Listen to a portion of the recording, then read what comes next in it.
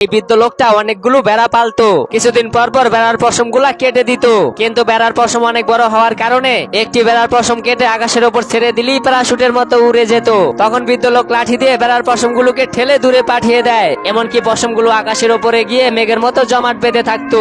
তার কিছুদিন পরেই বৃদ্ধ লোকটা ঘুমের ঘরেই মারা যায়। কুকুরটা না বুঝেই মালিকের হাত নাড়া দিলেই হাত নিচে পড়ে যায়। তারপরে মালিক না থাকায় কুকুরটা একা একা চিন্তায় পড়ে যায়, কারণ বাইরে থাকা সবগুলো বেড়া এখন তাকেই দেখে শুনে রাখতে হবে। কুকুরটা অনেকদিন পরে বাইরে গিয়ে দেখতে পায় সবগুলো বেড়ার পশম এতটাই বড় হয়ে গিয়েছে যেটা তার পক্ষে কোনোভাবেই কাটা সম্ভব না। এরপরে কুকুরটা একটু একটু করে কামড়িয়ে কামড়িয়ে পশম ছুটিয়ে ছুটিয়ে আকাশে নিয়ে ফেলে দেয়। আর অন্যদিকে তাকিয়ে দেখে একটি বেড়া বাতাস লাগার কারণে উড়ে যাচ্ছে। তখন বেড়াটিকে অনেক কষ্ট করে নিচে নামিয়ে আনে, আর অন্যদিকে এক এক করে সবগুলো বেড়া উড়ে যাচ্ছে। এরপর সেখানে বৃষ্টি নামার কারণে সবগুলো বেড়ার পশম নিচে নেমে পাহাড়ের মতো উঁচা হয়ে থাকে। তখন সেখানে থাকা সব বেড়া মরে যাওয়ার কারণে কুকুরটা সেখানে একা এতিমের মতো হয়ে যায়।